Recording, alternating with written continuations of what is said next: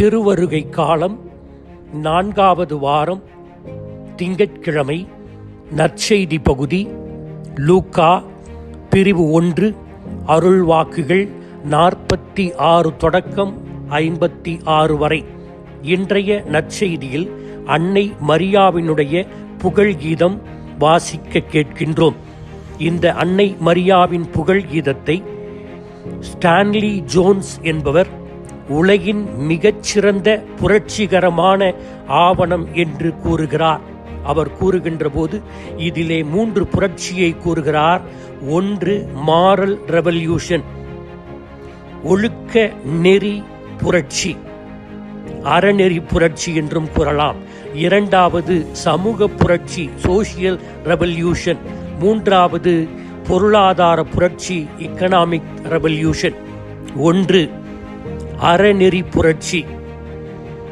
தாழ்ந்தவர்களையும் தாழ்ச்சியான மனதுள்ளவர்களையும் கடவுள் ஆசிர்வதிக்கிறார் என்று அன்னை மரியாள் தன்னுடைய புகழ்கீதத்தில் பாடுகிறார். தாழ்ச்சியாக இருப்பவர்களுக்கு கடவுள் வாக்களித்த அனைத்தும் கொடுக்கப்படும். தாழ்ச்சிதான் கடவுளுக்கு மிக மிக நெருக்கமான, மிகவும் பிடித்த ஒரு குணம். அன்னை மரியாவிடம் அதைத்தான் கடவுள் கண்டார். கடவுளே மயக்கமுற்றார் அந்த தாழ்ச்சியின் மனதை பார்த்து. தாழ்ச்சி உள்ளவர்கள் தங்களால் எதுவும் செய்ய இயலாது, தாங்கள் மட்டும் எதையும் செய்துவிட முடியும் என்று நினைக்க மாட்டார்கள். ஆனால் அவர்கள் கடவுளோடு சேர்ந்து அனைத்தையும் செய்ய முடியும் என்று உணர்வார்கள்.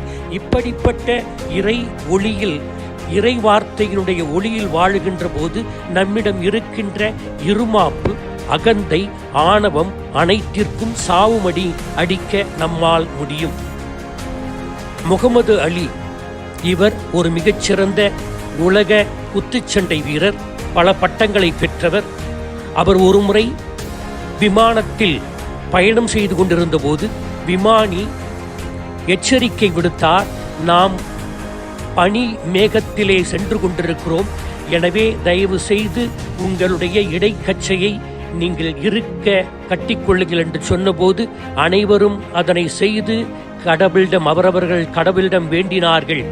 ஆனால் முகமது அலி மட்டும் அதை செய்யாமல் இருந்ததை பார்த்து விமான பெண்மணி அவருடைய அருகில் வந்து, ஐயா, உங்களுடைய இடைக்கச்சையை நீங்கள் நன்றாக இறுக்கி கட்டிக்கொள்ளுங்கள் என்று சொன்னபோது அவர் சொன்னாராம், சூப்பர்மேனுக்கு இடைக்கச்சை தேவையில்லை. உடனே அந்த பணிப்பெண் சற்றும் தாமதம் இல்லாமல் சொன்னார், அப்படி என்றால் சூப்பர்மேனுக்கு இந்த விமானம் கூட தேவையில்லை என்று சொன்னார்.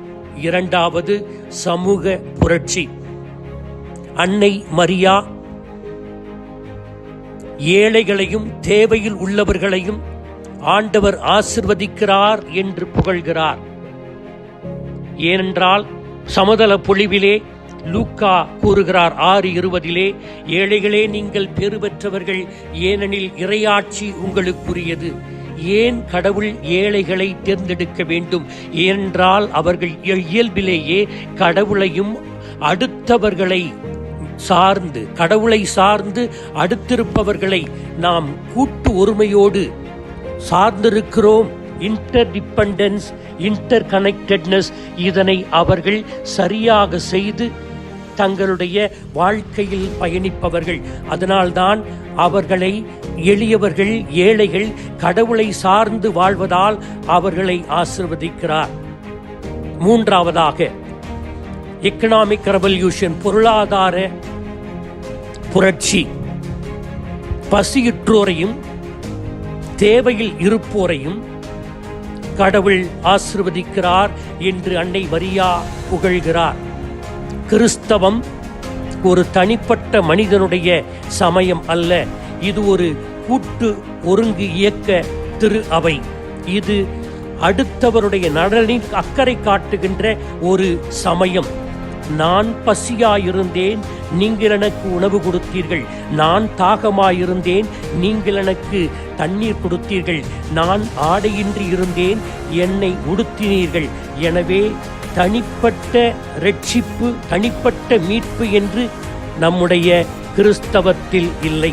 இறுதியாக நாம் நம்முடைய வாழ்க்கையில் மாற்றத்தை ஏற்படுத்துபவர்கள் தகுதியானவர்களோ பணக்காரர்களோ அல்லது ஏதாவது பல விருதுகளை பெற்றவர்களோ அல்ல, மாறாக அக்கறை காட்டுபவர்கள்.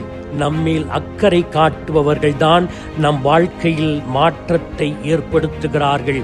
எனவே கடவுளுடைய ஆசிரை நாம் நிறைவாக பெறுவோம். ஆமீன்.